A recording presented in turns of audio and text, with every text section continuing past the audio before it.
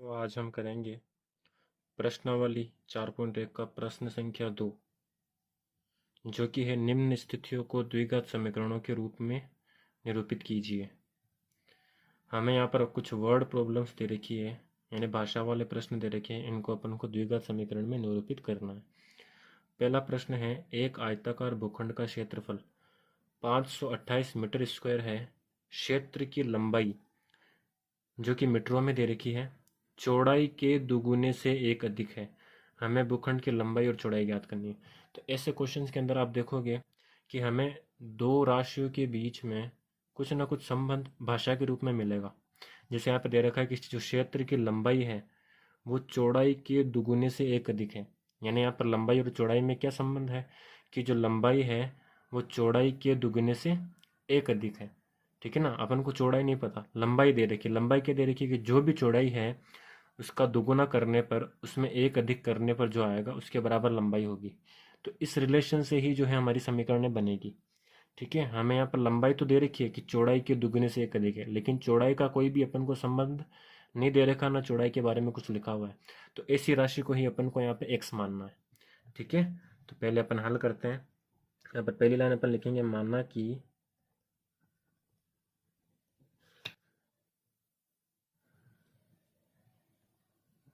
भूखंड की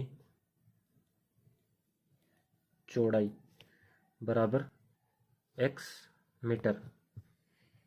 ठीक है। तो भूखंड की लंबाई, अब लंबाई क्या हो जाएगी, देखो लंबाई प्रश्न में क्या दे रखा था कि लंबाई जो है वो चौड़ाई के दुगुने से एक अधिक है। तो चौड़ाई क्या है, एक्स। चौड़ाई का दुगुना करना है, यानी एक्स का दुगुना। एक्स का दुगुना क्या होता है, 2x।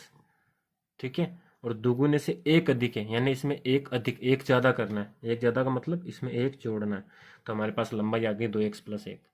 तो ऐसे ही आपको किसी चीज, एक चीज को x मानोगे तो दूसरा जो है अपने आप निकल जाएगा। इस तरह के प्रश्न में ऐसे संबंध दिए हुए आते हैं। ठीक है। अब हम यहाँ पे लिखेंगे प्रश्नानुसार। प्रश्नानुसार हमें क्या दे रखा है कि इसका जो क्षेत्रफल है वो 528 मीटर स्क्वायर है। ठीक है ना। और जो भूखंड है वो क्या है, आयताकार है। ठीक है ना। जिसकी लंबाई 2x+1 है और चौड़ाई जो है x मीटर है। ठीक है। यहाँ पर भी अपन मीटर लगा देते हैं। लंबाई जो है 2x+1 मीटर है। ठीक है। अब ये जो भूखंड है आयताकार है और इसका क्षेत्रफल 528 है। तो हमें पता है आयत का क्षेत्रफल क्या होता है। आयत का क्षेत्रफल क्या होता है, लंबाई इंटू चौड़ाई। यानी कि जो लंबाई इंटू चौड़ाई है वो किसके बराबर है, 528 के बराबर है। तो प्रश्न अनुसार में अपन लिखेंगे कि लंबाई, लंबाई क्या है अपने पास, 2x+1 इंटू चौड़ाई, चौड़ाई क्या है अपने पास, x, बराबर कितना है क्षेत्रफल, 528। ठीक है। तो ये क्षेत्रफल के हिसाब से अपना सूत्र लग गया यहाँ पे कि लंबाई गुणा चौड़ाई बराबर 528। लंबाई गुणा चौड़ाई क्यों लगा, क्योंकि वही आयत का क्षेत्रफल होता है। ये जो भूखंड है वो आयताकार है, इसका क्षेत्रफल लंबाई इंटू चौड़ाई वो अपन को दे रखी है 528। ठीक है, मीटर स्क्वायर। अब इसको सोल्व कर लेंगे अपन। देखो 2x को x से गुणा करेंगे तो क्या बनेगा, 2x² प्लस 1 को x से करेंगे तो x बराबर 528। अब अपन को द्विघात समीकरण के रूप में लिखना है तो बराबर में 0 आना चाहिए। तो 528 का पक्षांतरण कर देंगे इस तरफ।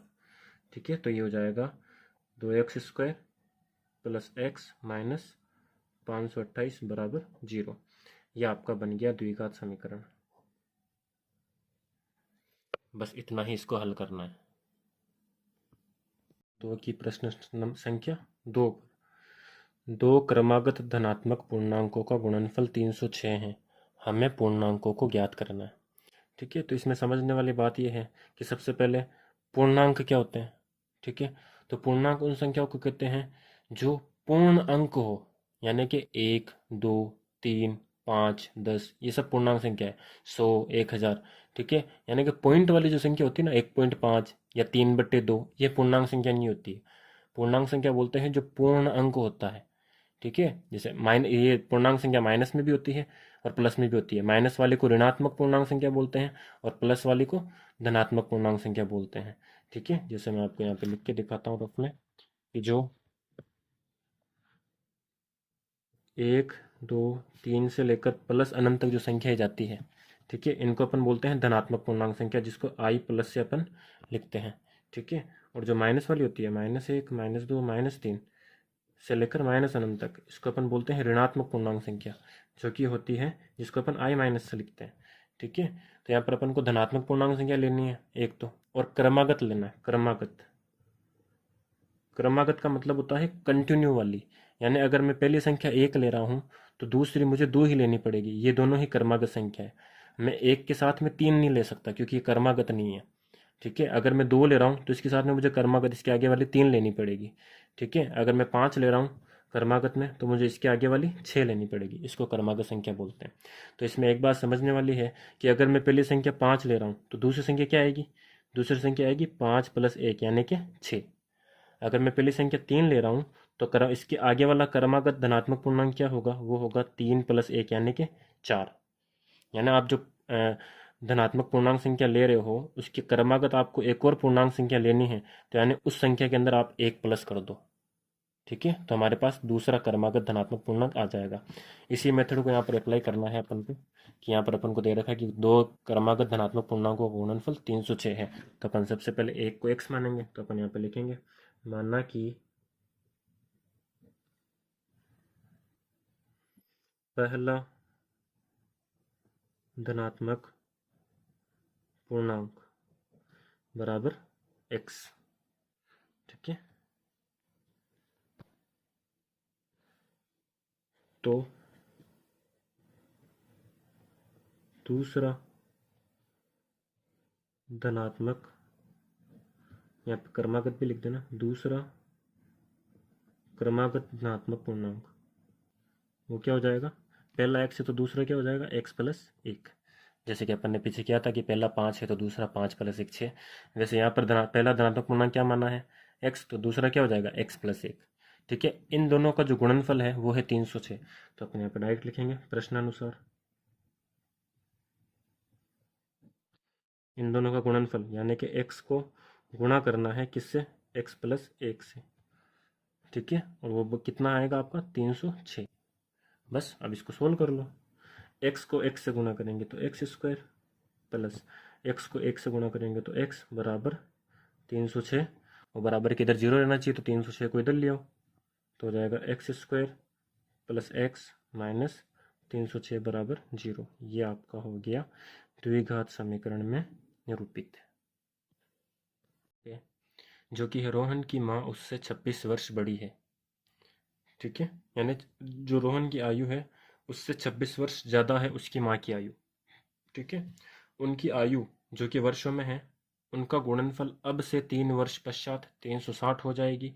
हमें रोहन की वर्तमान आयु ज्ञात करनी है। ठीक है। तो जो हमें ज्ञात करना है उसको x मान लो सबसे पहले। तो यहाँ पर आ जाएगा मानना कि रोहन की वर्तमान आयु बराबर x। ठीक है। तो अब रोहन की माँ की वर्तमान आयु क्या है? कि रोहन की माँ उससे वर्तमान में 26 वर्ष बड़ी है। यानी रोहन की आयु x है तो उसकी माँ उससे 26 वर्ष ज़्यादा है। ज़्यादा मतलब प्लस करना है अपन को। तो यहाँ पर आ जाएगा तो रोहन की माँ की वर्तमान आयु बराबर हो जाएगा x + 26। ठीक है। ये तो हो गई पहली लाइन। अब ये कह रहा है कि उनकी आयु जो कि वर्षों में है का गुणनफल अब से 3 वर्ष पश्चात। तो अपन को 3 वर्ष पश्चात भी जो है आयु ज्ञात करनी पड़ेगी। तो इसमें एक बात समझने वाली है कि रोहन की वर्तमान आयु x है, तो 3 साल बाद उसकी आयु क्या होगी? जैसे अगर मैं किसी एग्जाम्पल लूँ इसमें कि कोई लड़का है जिसकी आयु 15 साल है, आज वर्तमान आयु उसकी 15 साल है, तो वो 3 वर्ष पश्चात कितने साल का हो जाएगा? तो जवाब आएगा कि 18 साल का। तो कैसे होगा कि अभी वर्तमान में 15 है, 3 वर्ष पश्चात यानी अपन ने 3 वर्ष उसमें क्या कर दिए? ऐड कर दिए, जोड़ दिए, तो 15 और 3 18 हो गए। तो वैसे ही रोहन की वर्तमान आयु अभी x है, तो 3 वर्ष पश्चात उसकी आयु क्या हो जाएगी? इसके अंदर अपन 3 जोड़ देंगे, तो 3 वर्ष पश्चात रोहन की आयु क्या हो जाएगी? x + 3। ठीक है। तो अपन यहाँ पे लिखेंगे कि 3 वर्ष पश्चात, 3 वर्ष पश्चात रोहन की आयु बराबर हो जाएगी x + 3। ऐसे ही 3 वर्ष पश्चात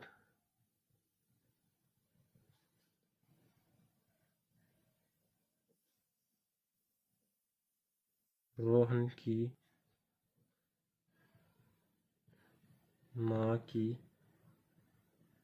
आयु बराबर क्या है, अभी वर्तमान आयु क्या है, x प्लस 26, 3 वर्ष पश्चात इसमें भी 3 ऐड कर दो, 3 जोड़ दो, तो ये हो जाएगा x प्लस 26 प्लस 3, तो 26 और 3 कितने हो गए, 29, तो ये अपने पास आ जाएगा x प्लस 29, यानी 3 वर्ष पश्चात जो रोहन की आयु आ गई x प्लस 3 और उसकी माँ की आयु आ गई x प्लस 29। ठीक है, तो प्रश्न अपन को कह रहा है कि 3 वर्ष पश्चात उनकी आयु का जो गुणनफल है, यानी उनकी आयु को अपन गुणा करेंगे, किसको, रोहन की आयु को और उसकी माँ की आयु को अपन गुणा करेंगे तो अपन को क्या मिलेगा, 360। ठीक है, तो आते हैं प्रश्नानुसार पे।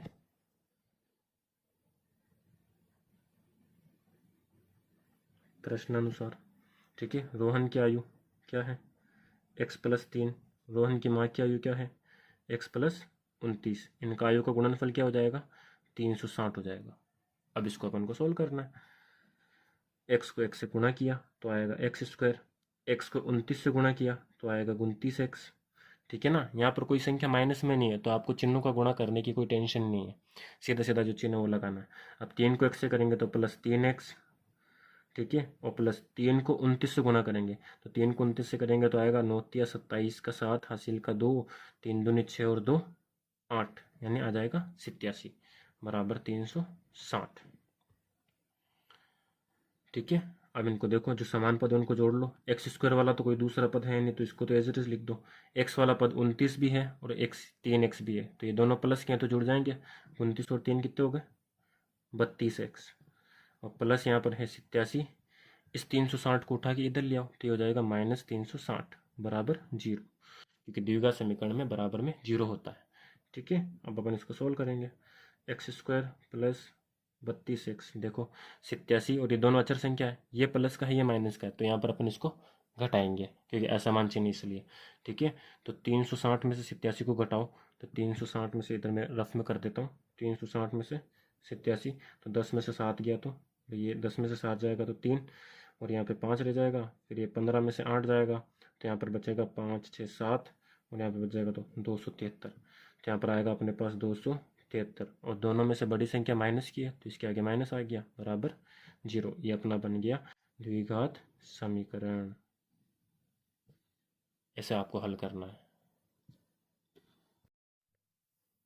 आते हैं प्रश्न संख्या 2 के लास्ट यानी चौथे क्वेश्चन पर। एक रेलगाड़ी 480 किलोमीटर की दूरी समान चाल से तय करती है, यदि इसकी चाल 8 किलोमीटर प्रति घंटा कम होती तो वह उस दूरी को तय करने में 3 घंटे अधिक लेती। हमें रेलगाड़ी की चाल ज्ञात करनी है। ठीक है, तो इस क्वेश्चन के अंदर हमारा एक सूत्र काम में आएगा जो कि होता है चाल वाला सूत्र। चाल बराबर होता है दूरी बटा समय, और इसी से आपका समय का सूत्र बनता है कि समय इधर आ जाएगा चाल इधर आ जाएगा, तो हो जाएगा समय बराबर दूरी बटा चाल। ये आपका सूत्र इसमें काम आने वाला है। ठीक है, तो देखो सबसे पहले हमें चाल ज्ञात करनी है तो अपन चाल को मान लेंगे, मानना कि रेलगाड़ी की चाल बराबर x किलोमीटर प्रति घंटा। ठीक है, ये हो गया। तो एक रेलगाड़ी 480 किलोमीटर की दूरी समान चाल से तय करती है, तो दूरी कितनी है तो अपन यहाँ पे लिखेंगे दूरी, दूरी बराबर हो जाएगी अपने 480 किलोमीटर। ठीक है, तो चाल है दूरी है तो समय क्या हो जाएगा, तो समय बराबर, समय बराबर क्या होता है, दूरी बट्टा चाल, दूरी कितनी है 480 बटा चाल कितनी है x, तो हमारा समय आ गया। ठीक है, इसको अपन देते थे समीकरण नंबर 1। ठीक है, अब दूसरा है कि यदि इसकी चाल 8 किलोमीटर प्रति घंटा कम होती तो अपन यहाँ पे लिखेंगे कि यदि चाल 8 किलोमीटर प्रति घंटा कम है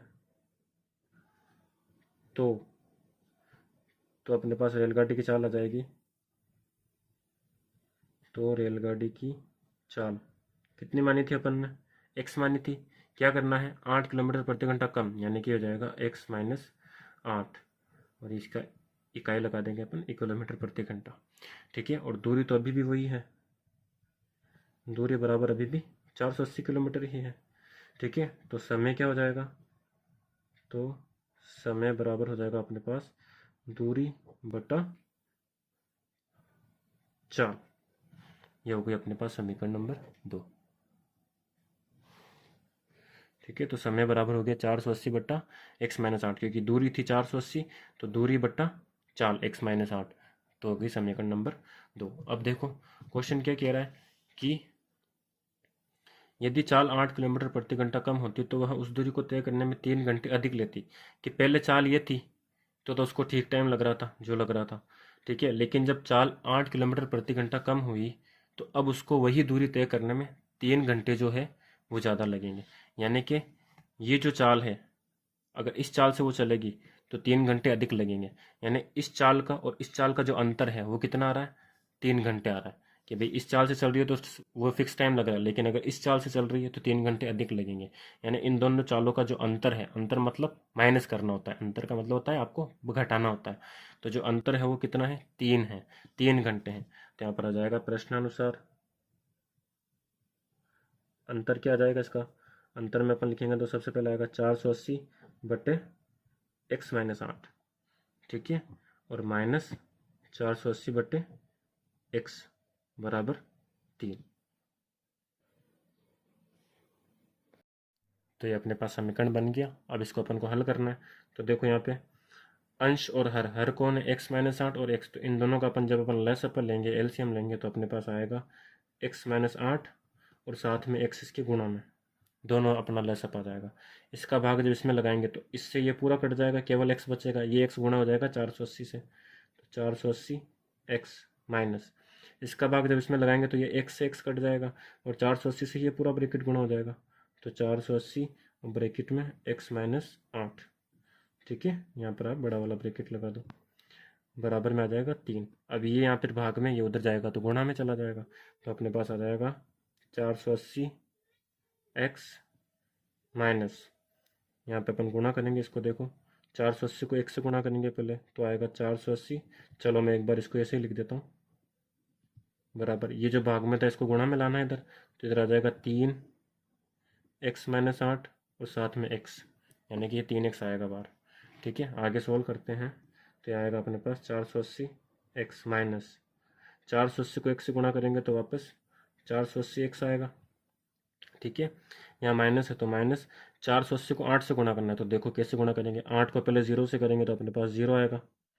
ठीक है, 8 को 8 से करेंगे तो 8 8 64, तो 4 आएगा और असल का छेद आएगा इसके ऊपर, फिर 8 छक 32, 32 और 6 होते हैं 38, तो 3840 इसको गुणा करा तो।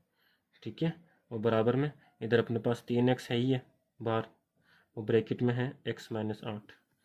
ठीक है, अभी इसमें अब आगे अपन क्या करेंगे, इस माइनस का अंदर गुणा करेंगे, तो ये हो जाएगा 480 एक्स माइनस, ये माइनस अंदर जाएगा तो 480 एक्स, और ये माइनस माइनस गुणा होकर बन जाएगा प्लस, क्योंकि जब माइनस ब्रैकेट के अंदर जाता है तो ब्रैकेट के अंदर वाली संख्याओं के चिन्ह बदल जाते हैं, जो प्लस की होती है वो माइनस बन जाती है, जो माइनस की होती है वो प्लस बन जाती है। 3840 बराबर 3x को अंदर गुणा करेंगे तो 3x को 1 से गुणा किया 3x स्क्वायर, और ये माइनस है तो माइनस का माइनस रहेगा, क्योंकि यहाँ पर ब्रैकेट के बाहर प्लस है तो जो चिन्ह एज इट इज आएगा। 3x को 8 से गुणा करेंगे तो 8 दिया 24 और साथ में x। ठीक है, तब यहाँ पे देखने वाली बात है कि 480x ये प्लस का है माइनस का, तो ये कट गया। ठीक है, बचा क्या अपने पास 3840, और ये इधर 3x स्क्वायर माइनस 24x, तो अपन क्या करेंगे, इस 3840 को बराबर के उधर भेज देंगे, क्योंकि ये दोनों इधर है। ठीक है ना, तो ये उधर चला जाएगा तो इधर रह जाएगा अपने पास 0 बराबर 3x स्क्वायर माइनस 24x, और ये प्लस का है तो ये किसका बन जाएगा, माइनस का 3840।